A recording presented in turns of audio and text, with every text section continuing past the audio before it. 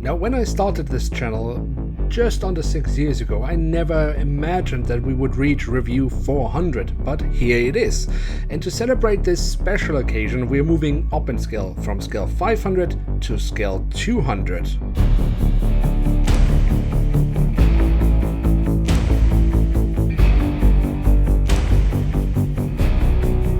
And with that, and for the 400th time, welcome to a new episode of Review, where we today will take a close look at an Airbus A220-300 of EgyptAir Express. And we have this really lovely looking box where we have the EgyptAir branding very lovely incorporated into the box design.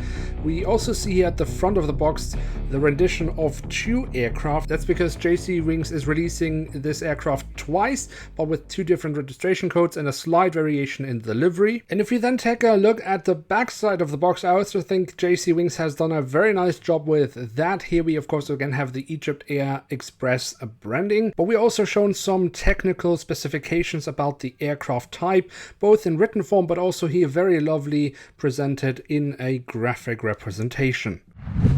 Now, before we get into today's review, it is worth mentioning that this aircraft model does come with a stand made out of metal. In this case, you actually need to assemble the stand yourself.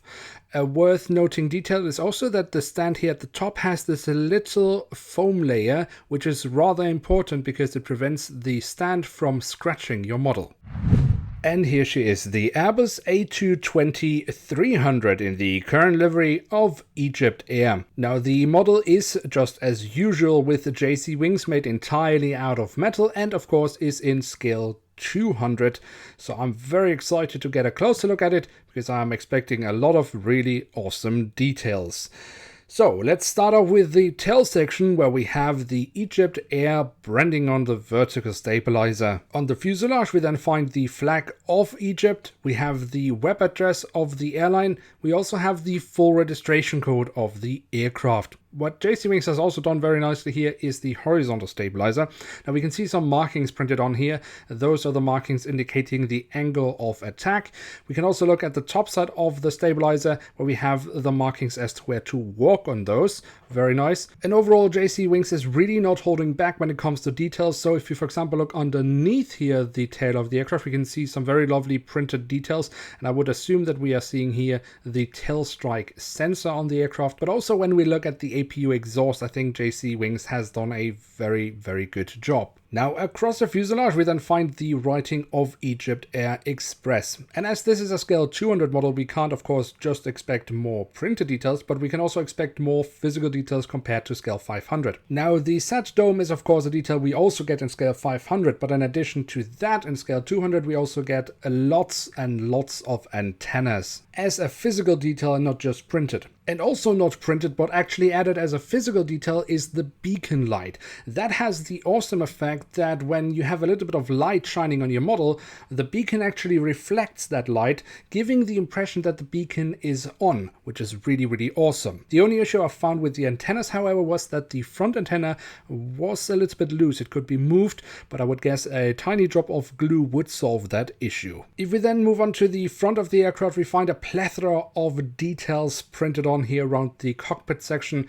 where we have all the sensors you could dream of, petro tubes and so on. Everything you would find on a real aircraft you have printed on here, and it looks awesome. Of course, we also have the Star Alliance logo, of which EgyptAir is a full member, and we have the aircraft type specification. But I also really like how they have managed to detail the nose cone, the radome of the aircraft, or for example adding the window wipers and the print for the cockpit windows. And also above the cockpit windows, we then also find the emergency hatch for the cockpit printed on as well. There is really plenty of detailing here. Plenty of detailing is also the motto for the engines. Here we can see the engine nacelles where we have the EgyptAir branding in Egyptian Arabic. We also have, of course, the lovely silver leading edge, but also lots of small other details printed on. Also from the back side, it looks really, really awesome. And if we look into the engines from the front, we can see the engine fan blades. In some cases with scale 200 aircraft models, you can actually move those if blowing a little bit of air into them. In this case, you cannot. They are fixed in their position. On the fuselage just above the wings, we then have the emergency exit printed on, which leads us straight to the wings, which we should definitely take a closer look at. If we look here at the top side, we can see the different flaps, slats and spoilers have been carved out very nicely. We also have the markings for the emergency exit and of course the markings indicating where to walk on the wing. The underside of the wing I also think looks really nice, where we also find the full registration code of the aircraft once again. The A220 wings then also have the addition of the winglet, which I think jcwings has done a very decent job with replicating. Now we should also take a little bit of time and look at the belly of the aircraft, where we have plenty of detailing, such as the writing of Express and the EgyptAir Express branding, the addition of the beacon light, the landing lights printed on, or the ram air intakes. But I would like you to focus on the two black circles. Now this is obviously where the wheels of the landing gear would be placed when the landing gear is retracted. However, when the landing gear is deployed, I'm just not sure if this should actually be black or if it should be grey or white or another color. Now I'm not specifically saying that this detailing is wrong, but I'm just noticing that another manufacturer who has made a model of this exact aircraft has actually made this detail in white. But there's another thing I would like to draw your attention to, and that's the hole here in the fuselage, which of course has been made for the stand which comes with this aircraft model. But notice this transparent plastic that is surrounding the hole. Well, that plastic is rather soft, which on first glimpse sounds like a great idea because you can actually apply the stand very nicely to the aircraft. But it has the unfortunate effect that the stand doesn't firmly support the aircraft. So you can see that there's like this little gap, and that's simply because the aircraft is slowly moving backwards when it's applied to the stand. And I was really nervous while filming this recording. Now, to be fair, it never fell off, but it was always feeling like it could happen at any given moment. Where I think jcwings then again has done a very good job is when we look at the landing gear here, the main landing gear underneath the wings. I should mention that the landing gear has rolling wheels. For me personally, it's not really important, but for some people that's very important. This model does come with rolling wheels. I should also mention that the landing gear is fixed in its position. You cannot remove the landing gear. This also applies for the front landing gear that is fixed in its position. I know that there are some jcwings models where you can turn the front landing gear. This is not possible with this model. But despite that, I really love the detailing they have managed to apply to the landing gear. And then last but not least, we also have the doors to the cargo compartments printed on here and the back side of the aircraft and here at the front of the aircraft. So there we have it, the Airbus A220-300 in the current delivery of EgyptAir Express of jcwings in scale 200. And what can we say about this aircraft model? Well, let's first talk about the print, and that is simply put, excellent.